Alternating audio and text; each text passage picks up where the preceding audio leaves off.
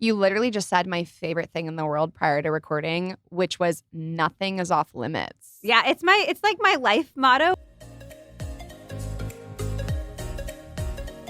Liz, welcome to Real Pod. I'm so glad that you're here. I'm so glad to be here too. You literally just said my favorite thing in the world prior to recording, which was nothing is off limits. Yeah, it's like my life motto. I feel like I wish people would say that to me when we went out for dinner. I feel the same way. So what is it that makes you so confident in you would be asked any question and you'd be fine with it?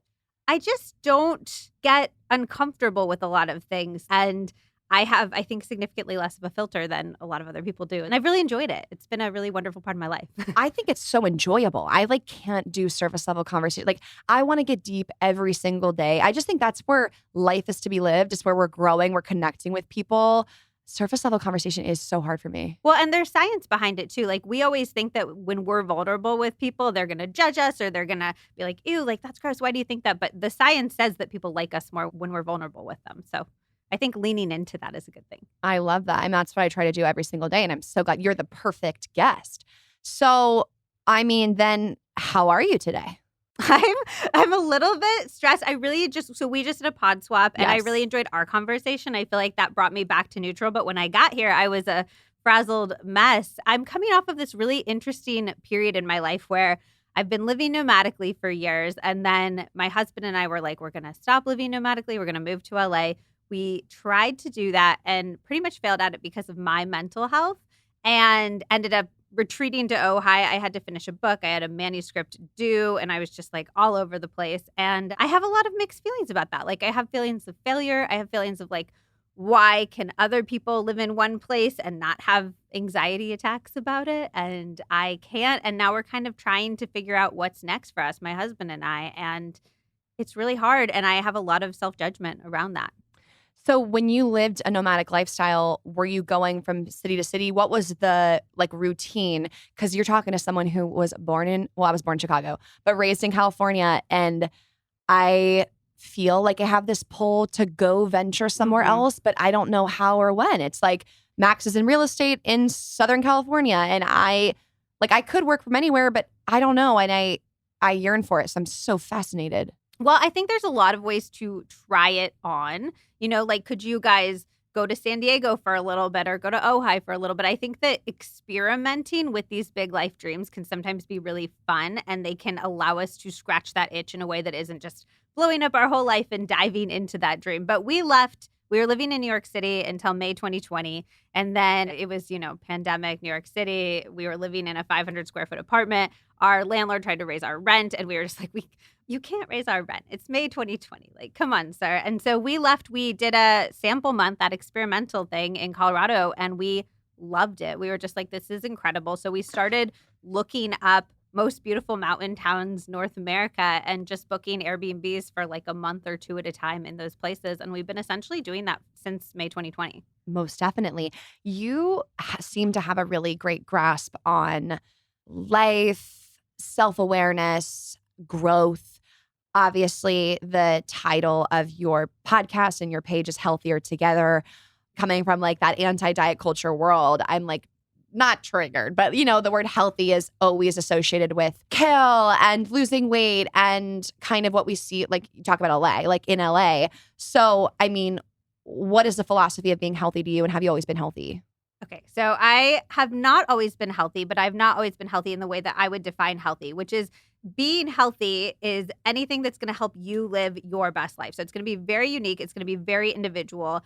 I am very anti a lot of the dogmatic culture. I always say that wellness is a tool. And the second that wellness is making your life worse, it's no longer wellness. So the second that wellness is making it so that you can't go out and enjoy dinner with your friends because you're looking at the menu and there's nothing on there that I can eat, that's no longer wellness because that's making your life worse. And it sounds really simplistic, but I think if you judge things by that standard, am I working out because I hate my body and I'm just filling myself with negative self-talk as I'm doing my workout? That's probably making your life worse. Is there something that you could do that would get you into your body, that would get you enjoying it? Can you put on a Taylor Swift song and dance for 5 minutes, which is my go-to thing? If I cannot move my body in any other way, I put on music and I dance and it makes me feel connected to my body. It makes me feel good. And it is such a better alternative to doing burpees and being you fat piece of shit. You know what I mean? That's we're not going to hate ourselves into change. And if we do hate ourselves into change, it's not going to stick. And it's what's the point of it? You know what I mean? Like, what are we even trying to get out of that experience? So we define healthy on Healthier Together as anything that's going to help you live your best life in any sorts of ways. So we're trying to make our relationships healthier. We're trying to make our finances healthier. We're trying to make our relationships with food healthier. And I think that there's a lot of negative conversation around that stuff. And I understand how it can be triggering for people. And I think that there's a lot of redefinition that needs to happen. But I also think that a lot of people are living in places that don't feel good to them every single day. They're living in bodies that they don't like every single day, that they don't have the energy to do what they want to do, that they can't poop and they hate that. So I think there's a lot of room to make ourselves live the life that we want to live and have our life be shaped the way that we want to shape it. And that's what healthier means to me. I resonate so much with if wellness is like interrupting your life experience and enjoyment. I think it's so true. We hear about these crazy diets or these crazy things people have to do to stay thin or to, follow this routine. And it's like, it just doesn't seem enjoyable or fun. So I completely agree with your message. And you mentioned a few times in that explanation, our relationship to our body. Yeah. What has your relationship with your body been like? So it has been a journey. I had an eating disorder at one point in college, and it actually resulted in me having a seizure on the beach by myself in Brazil. And there was a lot going on at that time. I was doing a lot of drugs and I smoked some weed that I bought from a questionable source. And I ended up having a seizure by myself. And it was a really traumatic experience. And I don't even think at the time I had any idea how traumatic that experience was. I ended up having PTSD from it. I moved to London with my husband a number of years later. He was in graduate school, and that PTSD kind of spiraled without the support of my community, without all of my family and friends, into agoraphobia, where I couldn't get out of bed without having a panic attack by the end of it. It started out where I just kind of like have panic attacks sporadically when I was out, and then I couldn't go to the grocery store. At one time, I left my cart at the grocery store, like waiting in line. And I was like, I can't even get to the checkout situation. I kind of had to flee. And that was a little bit of a wake up call for me.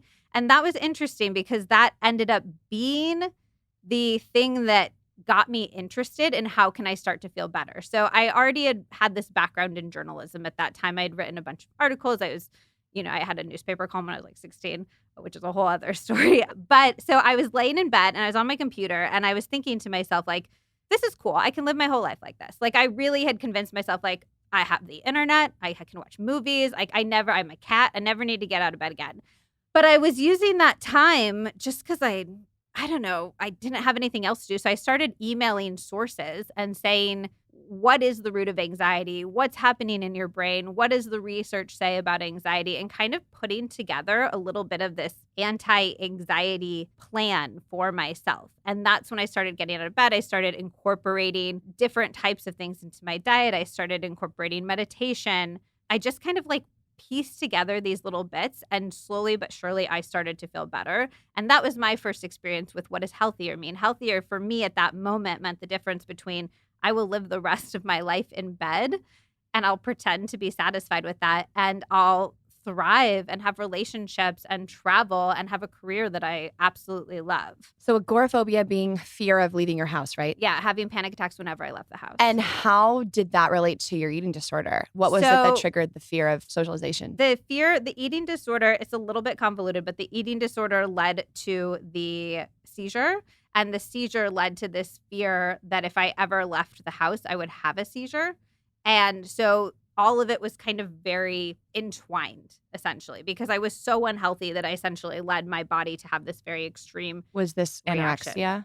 Yes. Not fueling your body. Yeah. I was incredibly undernourished at that point in my life. And because I knew that I was undernourished, it triggered a bunch of obsessive compulsive behaviors. I have diagnosed obsessive compulsive disorder, and I would do things like when I was agoraphobic in London, I was checking my blood sugar 20, 30 times a day because I was terrified that if my blood sugar got too low, I would have another seizure. And so then I had this very disordered relationship with food where I was kind of frantically eating to kind of keep my blood sugar at a certain level. But I was doing it from a place of fear and anxiety and just like, I don't want this thing to happen to me again. I was trying to protect myself with this very convoluted relationship that I had with food. How were you able to step outside of this pattern and have the awareness to recognize it wasn't healthy and you needed to reach out to these sources and make a change? I didn't. At the time, I literally was just like, I need to feel better moment to moment. I don't want to get too far into it, but it was the only time in my life where I was like, I can't be this uncomfortable forever. And if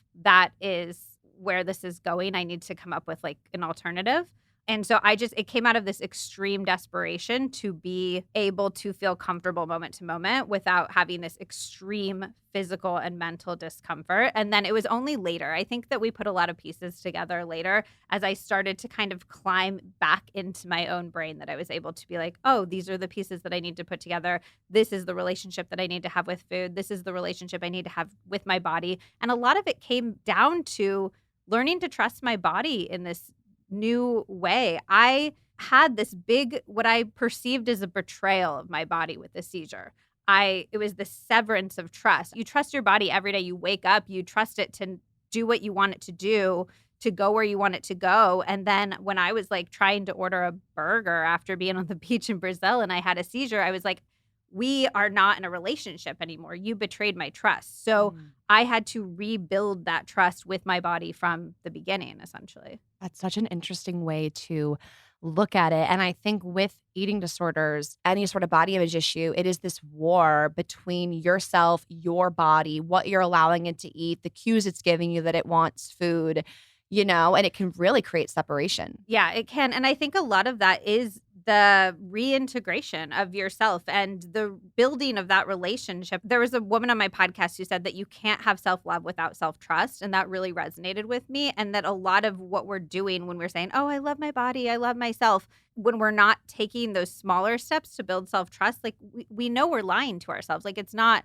a surprise that wouldn't stick. So I really had to build that self-trust again. And then it was only once I had that self-trust that I could move to a place of self-love. So true, because when we think about diets, it's almost like we're punishing ourselves because we don't trust ourselves to eat what we want to eat or eat when we're hungry. And we kind of talk to ourselves like we are someone who can't make decisions and we need to follow the guidebook. We need to follow the eating plan because you can't listen to your cues. You can't listen to your intuition. And so it's interesting how there is like this dual voice of what you want and your needs, and then this other voice that's following the conditioning of society or what you are, quote, supposed to do. And then when those things are at war with each other, there's no way you can live in harmony. Well, and I think going back to what I said earlier, we have spent a lot of time practicing that mistrust. And so I think we need to put in a lot of time practicing building that trust again. You have such powerful messages about loving your body on your Instagram. And you have one video that went mega viral, as it should have. I'm so glad that landed in so many pockets, about how our body is a mechanism through which we use our life. And it's an instrument and it's allowing us to have this experience on earth. And it's not this thing that is just there to be stared at. How did you come to a place in your life where you fully embodied that and believed it? Yeah. One of my life mottos, I have a few mottos I live by, but one of them is your body is for living, not looking. And it's something I still have to repeat to myself often. And I think it has come from that place of practice. Like I used to go to the gym and I would do the mirror checks and I would be like, ugh, your body looks terrible. Like you need to hit the weights harder. You need to go on the elliptical more. And I just, it got me nowhere. Like it's kind of like that thing where if you do the same thing for years and years and years and you don't get any results, like, well, is that working for you? And it wasn't working for me. And I just felt sorry to interject, and to realize it's not even you. It's the diet plan. It's the workout regimen. It's the fact that the goal is literally unattainable. Yeah. And it is not a you thing. It's like diet culture invented willpower for us to constantly double down that we are not good enough. We are not disciplined enough. We're not strict enough. No, how about it's just literally impossible for my body to look this way? Yeah, 100%. Or for me to eat this and feel happy. Oh, that is like one of my biggest pet peeves is when people sell these like workout plans and they're like, oh, they're soft selling. Like you can have my butt, you can have my abs, you can have my shoulders. But it's like, those are your butt, your abs, and your shoulders. My body will deviate a little bit in every direction. But I think it was this huge comforting, and it feels obvious retrospectively, but like this is what my body looks like. I don't wake up every day and think I'm going to be 5'6" today, although I really like to. I'm like, that's my one thing. If I could wake up and be 5'6", I would be a happy camper. How tall are you now? I'm 5'1.5", which rounds up to 5'2". But I don't wake up every day thinking, girl, if you do this, you could be taller. But I did wake up thinking I could completely have these results that were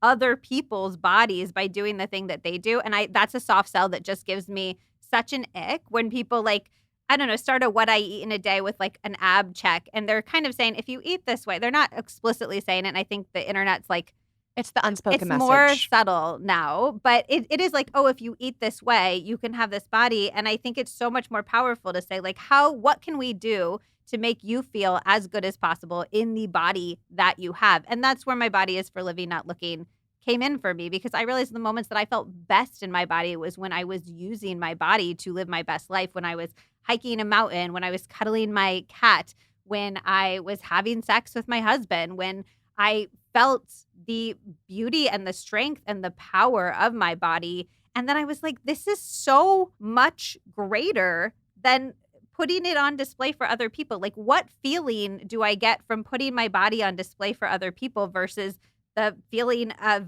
being on top of a mountain or having an orgasm? Snaps. Or both at the same time. That is legendary.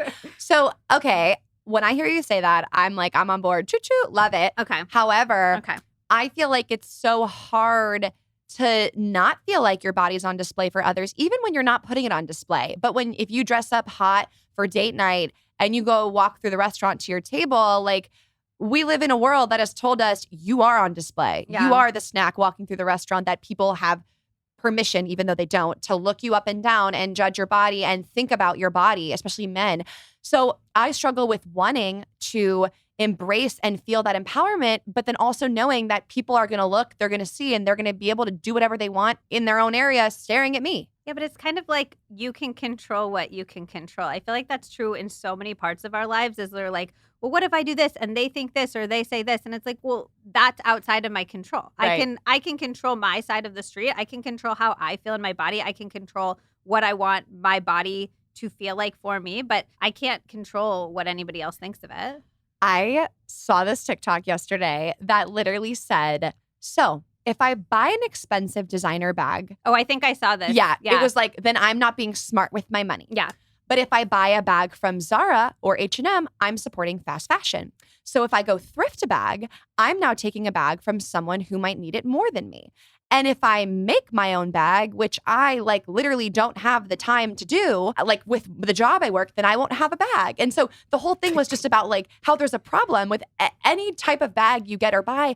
And I literally was so impacted by it because there's literally nothing that you can do to please everyone.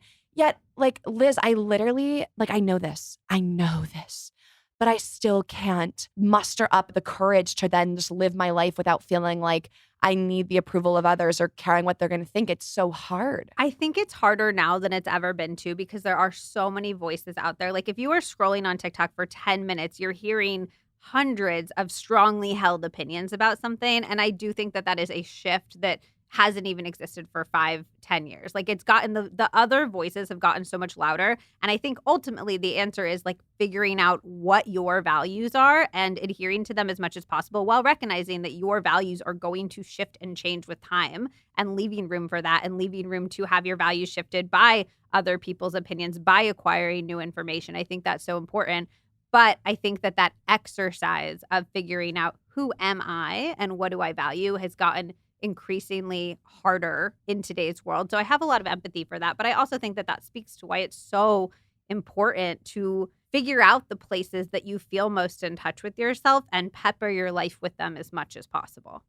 Yeah, I remember when I was getting engaged to Max, and As opposed to the other engagement. Yeah, as opposed to all the other ones I didn't tell him about. And it was important to me. I wanted a diamond ring, and I wanted a beautiful ring. And I just remember sometimes feeling like, is this materialistic? Is this, whatever? And I have this cousin who lives out in Colorado. I think she and her fiance have a weed farm. I mean, they live, like, when I talk about black and white, like, I think of her and I'm like, wow, she's the opposite of me. I freaking love her to death. And like, she lives this like, I can't even imagine her life. She doesn't even have Instagram, right?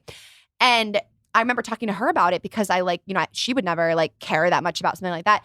And she was just like, if that's what excites you and you want, that's awesome. Like, do that. And I have a mentor also who would always just say to me, like, be about it. Like, if you love cars or you love shopping, like be about it. Like that's your thing that you love. Like the same way you'd want anyone to be about, like if it aligns with them morally and it brings them joy, like you have to be about it. And so I guess it is taking the time to get in touch with yourself, and also recognizing why, and I think I sometimes have to check myself on like, I feel sometimes, I'm curious your thoughts in this world, that people don't understand what my career actually is, how much work goes on behind the scenes, that it's this actual business machine. And I like will frequently like have a conversation with someone who's like just so condescending, and I don't think it's intentional, but they're like, and so what do you do? Or was this real? And I'm like, it comes off so belittling. Yeah. I so badly want to be seen and respected as a businesswoman.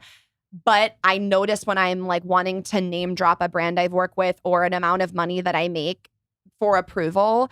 And so it's like, you also have to check yourself on like, when are you really being about something because it brings you joy and you love it, even if no one was looking and if no one got to see my ring? Is this still the ring that I would want?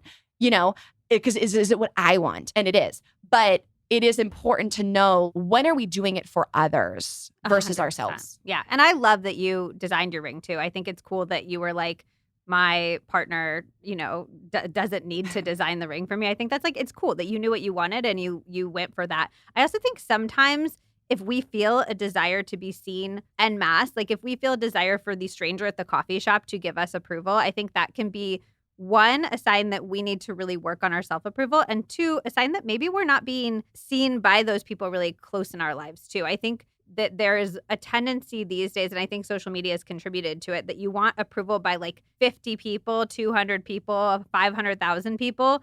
And I think if we had that approval, that feeling really, really seen by like that close crew of people in our life, it can help assuage a little bit of that need.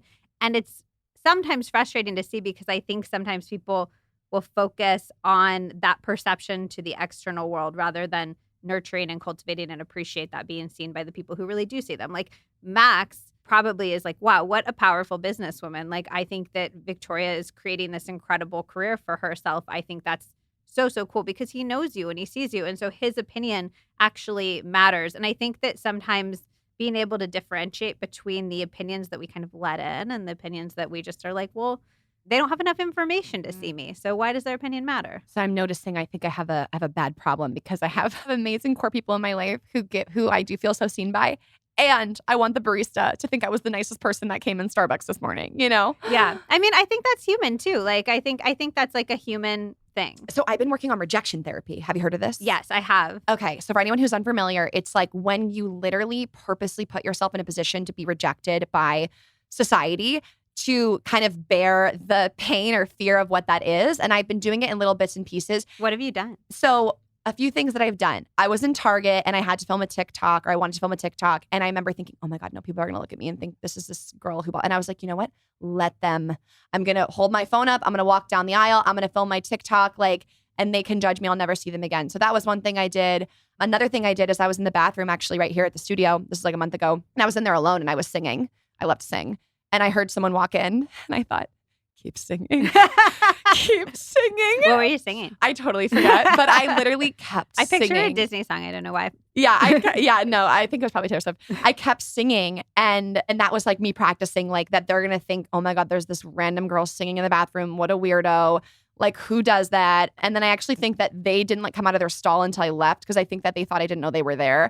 But I'm just trying little things to, Because the whole point of rejection therapy, though, is to internalize the fact that nobody gives a shit. Yeah. Nobody gives a shit. Everybody is way too up in their own heads thinking, what is everybody else thinking about me? That it is like a superpower if you can recognize, if you can get out of that thought process yourself, because everybody else is still trapped in it. They're in their little bubble being like, oh my God, how am I being perceived? So if you can break free of it, you can just be off living your best life. Yeah. And nobody's even going to notice. I still want to get to a level of I think something that would be a really badass would be if you were at a red light and you were knocking and honking to the person to your left and we're roll down your window, and then just said something weird like, what did you have for lunch today? Oh, what a gift. I don't know. So my thing is you singing in the bathroom, what a gift. At its best, it's this joyful, oh my God, they were singing, that brightened my day. At its like literal worst, it's them telling a story to somebody later. Like, oh my gosh, I walked into this bathroom and this person was singing. Like all of it from the like, what a weird story to like, what a little reminder that we are humans on this tiny speck of Earth floating in the galaxy, and we should find joy where we can find it. Like all of that is a gift. I just also want to add here that I Yes, was in the see. bathroom Was that and it was Taylor Swift. you? Wait, shut the F up. You guys, this is my producer. It was you in the bathroom. It was me in the bathroom. Did you know it was me? Yes. Probably recognizes your voice. And I was just like, oh my God, that's so sweet. I love that. And I started singing it in my head. Why didn't you like start singing along? Oh my gosh. That means that I'm on the cute. toilet just singing with you Wait. while you're washing your hands. That is so funny. Not a total vibe. Wait, that is so funny. What are the chances that in this building it was you? That was wild. I was I'm- like, that's so sweet. That was all But time. also, like, literally, this is a moment of human connection. Isn't this what we are all looking for on the planet? Like, she had the connection back when she was peeing, listening to your beautiful music. But then you also, by you having the vulnerability to have this disclosure in this moment, you got to have this other moment of connection. And speaking about singing, and just joy in life, and I feel like Liz, you'll be able to spit bars on this. When we get older, we don't play, we don't have fun. Oh my And gosh. I used to love to sing. I had a keyboard in my room growing up. I would sing, I would do covers. I sang in the talent show. And I want to start singing again, and I want to share it because I think it's just fun, like just doing something you love. And no, I'm not going to drop an album. No, I don't think I'm that good. No, I don't think but it's like, why as adults can we not do something Oh, unless yeah. we're good at it? 100%. I think that I did a podcast episode called How to Have More Fun because I just think that we deprioritize fun. We say that it's not like a vital part of life, but fun has so many health benefits. It has physical health benefits. It lowers your cortisol. It's literally like helping you hormonally. It has mental health benefits, but we act like it's superfluous, like it's this like icing on top of life. And to your point about getting older, this is something I've been thinking about a lot recently because I reached this age where all of my friends were having babies. All of my friends were buying houses. And my husband and I had this like 5-month period where we're like, okay, I guess it's time for us to like have a baby and buy a house. And then we were like, fuck that. Like, that's not what we want to do right now. It's so great for other people who want to do that, who are genuinely like living their truth. But we constrain ourselves throughout our lives by so many shoulds, by so many timelines, by so many like, this is what life is supposed to look like at this age, in this place. All of these things. And it's like, who said, like, who made those rules? Yeah, I've actually been thinking about this a lot with my relationship with my husband. Not our relationship, but the lifestyle that him and I live together, because we see each other at the end of the night for 2 hours. We're both exhausted from our day of work that we pop on Yellowstone. We watch 2 episodes. We go to bed. He's gone in the morning. Like there's just so much going on. And I'm like, why? Like, we have the ability to probably be more lax because we can, and we're not. And I'm just like, are we living? Like I said to him the other night, I said, these are the best years of our life. We are newly married. Our parents are alive. We could do anything we wanted right now. Like, and we don't. We keep chugging along in the way that the hamster wheel. And like, I'm making it sound like we hate our jobs. We love our jobs. So that's the double-edged sword. But like, it is so true that we fall into these routines and we don't have fun. We don't live. We don't do weird things. Like, why do I work Monday through Friday? I literally don't have to. We had the 3-day weekend with MLK. It was glorious. And I was like, Victoria, you could literally take Monday off for the rest of the year because that's the privilege I have working for myself and having the success that I've had, that I could do that. I don't though, because I would guilt trip myself that the rest of the world has to work really hard on Mondays and I don't. And then I'm sitting here feeling guilty. You know, it's like, I mean, I think the why is because we've been told what our lives should look like forever. And it's much harder to construct what you think your life should look like for yourself than it is to just kind of follow along the track that you have been told for your entire life. I also think that there is a difference between being almost like manically, like I have to embrace every moment. Like I do think that it can be beautiful that you and your husband have this comfortable, lovely relationship where you can come together at the end of the night and watch Yellowstone, and that can be really satisfying. And I think it can be really satisfying, there's the and word again, to shake it up and to mix it up and to play and to ask yourself like, okay, so I can be doing anything I want with my life right now. I can be adding in these things. What would that be? How can I actually put that on the calendar? How can I set a goal and then set bite-sized goals where I'm working towards that goal? If my parents are alive and they're in good health, Maybe a goal of mine is to take a vacation with them. Okay, can I pull out a calendar and kind of pragmatically put that in? I think, again, to the point where we view fun as superfluous, we schedule everything else into our life. And then with a little bit of extra time or a little bit of extra energy, we put in the things that make us feel alive and really, really good. And I think if you have the privilege or the ability to changing the weight a little bit so that you are saying this is important to me, you're putting it on the calendar and you're taking strides towards building in the components that you want your life to look like. I love that you keep reiterating this and it's so coincidental that you say this because I was having a conversation with someone in my life recently, literally this week, who is struggling with something that they're going through. And I think all of us in life can feel like when we are diagnosed with an eating disorder, diagnosed with depression, when we become something in life that it is this label. I'll use an eating disorder as an example. And I kind of felt this way when I really read the term binge eating disorder on the piece of paper that they gave me. It's like, I have an eating disorder. Like, I am this thing. Like, you feel like you are it. And we miss the and, like I have been going through kind of an identity shift recently with, whoa, my content really for the first time ever feels like it's kind of far away from sports. It's kind of far away from the female athlete volleyball message. And it's weird for me, And I have to remember, like, okay, I am an athlete and I'm a creator and I'm a friend and I love makeup and I love fashion and I'm a wife, So it's that and that we can be so many things in this life, not just this label of something that feels all consuming at the time.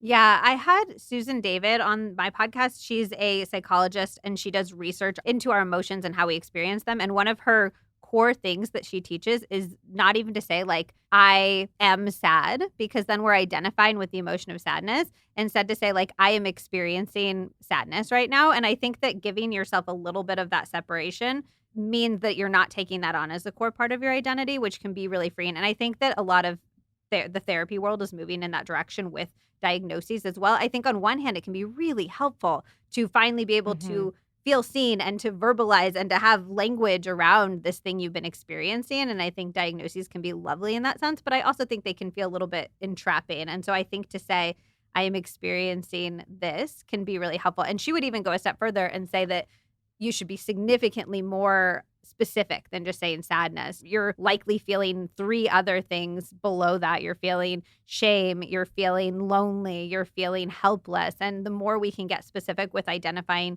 what is at the root of the feeling we're feeling on any moment-to-moment basis, the more we can kind of move through that. I love that. It's so powerful. I had someone say that to me once. And also the reminder that these are universal emotions. These are emotions that your friends feel, that your family feels, that the people that you love feel. This isn't unique to you in the sense that you have a problem or you can't hang the way that everyone else can. And so it's a universal emotion and you're just experiencing it. You talk about time confetti.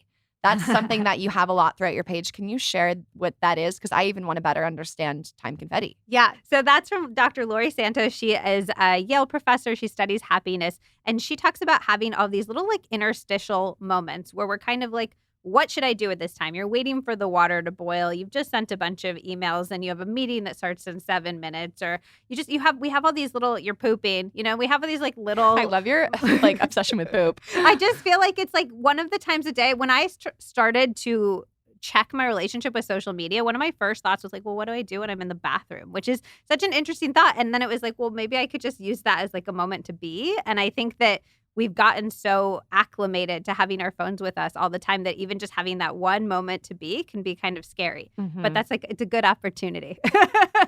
But the idea is we can use those moments to do things that enhance our lives instead of just falling into a default mode. So a default mode might be just like picking up your phone, scrolling through social media. But if you keep a list of what she calls a time confetti list, or I had another podcast call it a life is never boring list, and you just make a list of a bunch of different things that you can do in that time. Maybe it's text a friend. Maybe it's put oil in your hair.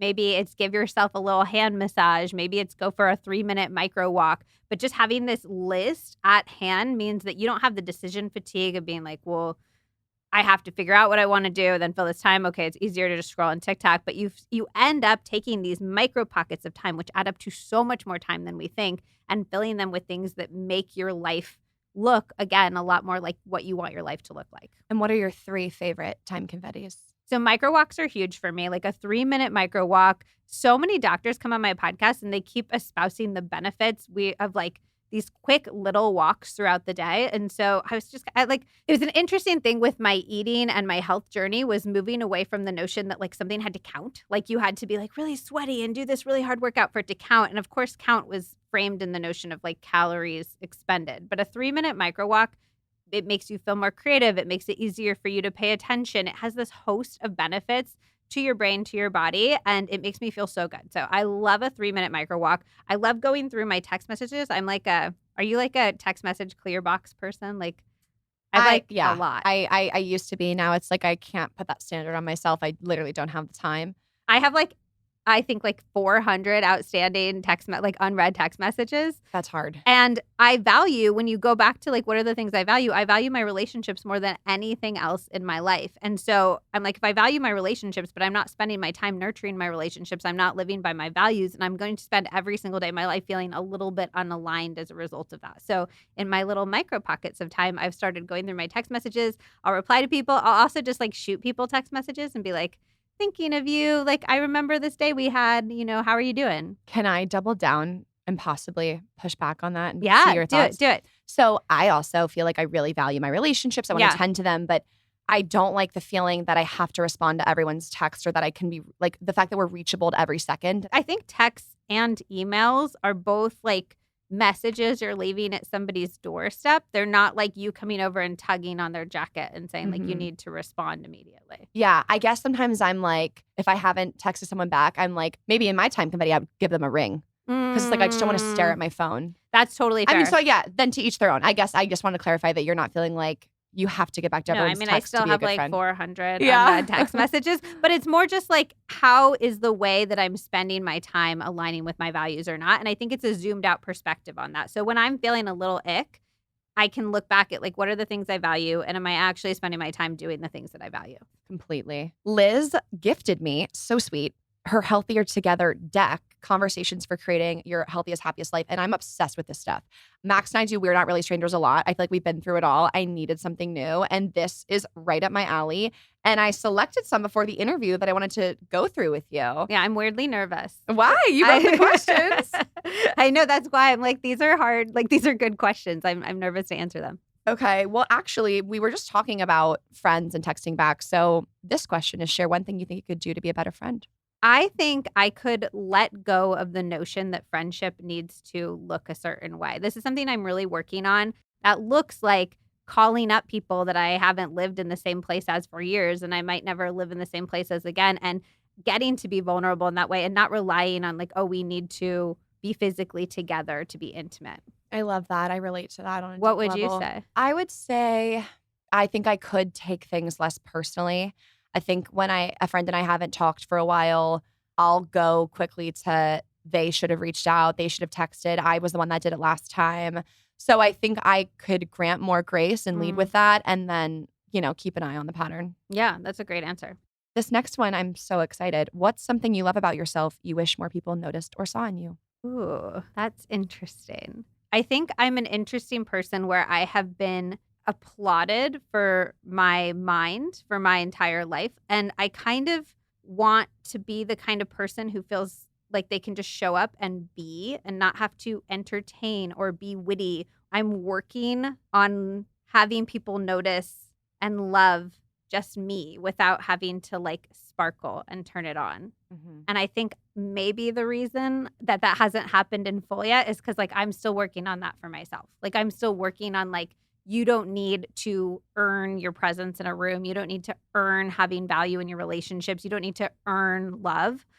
You are lovable just the way you are. Mm-hmm. I loved how you followed that up with that self-awareness of you have to be the one to give yourself permission to sit in the room and not serve this desire to contribute and to make the jokes and to say the things and just be there and talk the least and feel like you were a good time. I've done that. I've been trying to do that more with that's rejection. That's exposure therapy. That's my exposure therapy. Yeah. And I'll go out and it'll feel so weird, but then I'll learn something new about a friend who feels like she has the space to tell a story, or it's been a very positive experience in my life. And I don't think anybody's been like, well, I shouldn't have invited you out. Like you're Right. you're boring. Right. I love that. What would you say? I would say I feel like I have a really smart way of thinking of business and scaling a career in social media. And I think it's just weirdly something that no one comes to me for or asks me Mm. about. What's one piece of like entrepreneurial or business advice that you would give people? No one is going to care more about your business or work than you are. You're not going to find a mentor who's going to call you and make sure you're keeping up with what you need to do. You're not going to find an employee who's going to care and think and live and breathe and sleep your business. No one's going to care more than you about it. And so I think that piece has been so important for me and who I work with and how I think about where I'm headed is I'm always going to be the thing that is putting gas in the tank. So if you're trying to find that person who's going to write out your steps of what to do or keep you on track or hold you accountable, it's got to come from you. I love that. I have a follow-up, which is you're better at finding mentors than like almost anybody that I've ever heard of or met. I'm curious what your secrets are. Oh my God. I live for this. Like whenever I'm doing anything in life, I want to go find the person who is better at it than me, who's done it more than me. And I want to ask them every little question. The same way when you mentioned that you had a full-time employee and I was like, I want to talk to you about that because I want to know how you're doing that. You have to extend yourself and you have to put the effort in. Like when I was sitting in class, the amount of people I have come out of USC with who I know, who I can still call, who've helped me with connections, who've taught me because, I mentioned Dean Sony. He's the Dean of Religious Life. How is he meeting students? He came and he spoke in my class. I listened to every word he said. I sent him an email the next day. Hi, Dean Sony. I was one of the 300 people in that lecture hall and I was so moved. Can I stop by your office to introduce myself? Can I come ask a follow-up question? Like you have to go get their business card, send the email. I have a girl now who will send me every few months a life update on her life. And I admire the freaking hustle. And if she emailed me and said she needed a favor, I would respect her drive. That's the part that I have a hard. I'm just like, these people are so busy and I get so nervous to put them out without offering. It's again that I feel like I need to provide value at all moments of time. Well, I think you can get a read. There are people who would love to mentor, who'd love to teach. The way I was saying, like, I have so much to share. I mean, Max and I were on our honeymoon and there was a girl in the lobby taking a TikTok. She looked really young and I was like, oh my God, are you a TikToker? She was like, no, but I want to be. I was like, I'm on my honeymoon. I'm like, I'll cancel dinner with my husband and we can get dinner and I will teach you how to become a TikToker because I love that. So I think it's about following up, consistency, getting their energy, but you have to make the effort. Like that's another thing about being successful as an entrepreneur. When you're in class and people are coming to speak, get their business cards, send them an email. You never know when they're going to work somewhere. And it's not a social climbing thing. It's just like, that's building relationships, building connections. You help them, they help you, but no one's going to show up to you and say, hi, I love what you're doing. I'm going to help mentor you. Yeah, I do have so many mentors who I remember all the other people who could have had that same mentor, but they didn't send the email. They didn't offer to go for coffee, That is so another one of my life mottos is never be the one to say no to yourself. And it is like something that I absolutely live by. Okay, please, from start to finish, give us this advice because I wanted you to say this. It's in my notes and this is the perfect ending. I came up with it as a phrase, I think because people were asking me like, well, how did you accomplish this? How did you accomplish this? And I was like, I think it's been the thing I've been living my life by. From the time that I was 16, I had a newspaper column and I got that newspaper column by going up to the editor and saying like, you should have a column for teenagers and I should be the person to write it. And so I wrote that newspaper column for 6 years. It ended up being nationally syndicated. It was this huge thing I got as like this journalism head start before I even finished college. And I could have not asked them. I could have said, you're not qualified. And I don't think that never be the one to say no to yourself means everything is going to happen for you. Like, I don't think that it means everybody is going to be out there saying yes, but I think it is a very powerful message we can give ourselves that we will say yes to ourselves, that somebody else will say no. You could go out there. I pitched my first book. I was in no way qualified to write my first cookbook. But by the time I wrote my second cookbook, I was qualified because I had that experience. But my first cookbook, I had the idea. I was like, there should be a cookbook about healthy popsicles. I literally Googled like how to write a cookbook proposal. I copied one I found online. I Googled like how to find an agent. I pitched agents and then I got an agent and I ended up having a bunch of different publishing houses bidding on who got to publish my book, which launched my whole journalism career into this food, into this wellness direction that has changed my entire life. So again, that agent could have said no, but at least I could rest easy knowing that I didn't say no to myself. So never be the one to say no to yourself is about saying yes to yourself and then going out and seeking out the people who can say yes or no to you. And I had a video go viral about this on TikTok. And since then, I've gotten messages from people who have gotten like a $10,000, $20,000 raise that they definitely didn't think they could get. They've gotten their dream jobs. One person had a screenplay that's now being optioned to be turned into a movie. So many book deals, dates, like relationships have formed based on this philosophy. So it's really, I think it's a great governing principle to live your life by. Never be the one to say no to yourself. I freaking love that. I saw that viral TikTok and it is life changing. Like in our mind when we say, oh, no, I can't do that. No, I shouldn't do that. No, I shouldn't ask for that. You're the one saying no. You have no idea. Let someone else say no. And chances are that they probably won't. Yeah. Liz, thank you so much. This was such a refreshing conversation. It was heartwarming. It was comforting. I learned a lot. I'm inspired by you. And I really appreciate your time. I love this conversation. Thank you so much for being here with me. Thank you so much for listening to this episode of Real Pod. If this hit home or helped you in some way, send it to a friend, a teammate, roomie. Share the love, share the realness. New episodes of Real Pod come out every single Wednesday. So make sure you are subscribed to this podcast so you never miss an episode.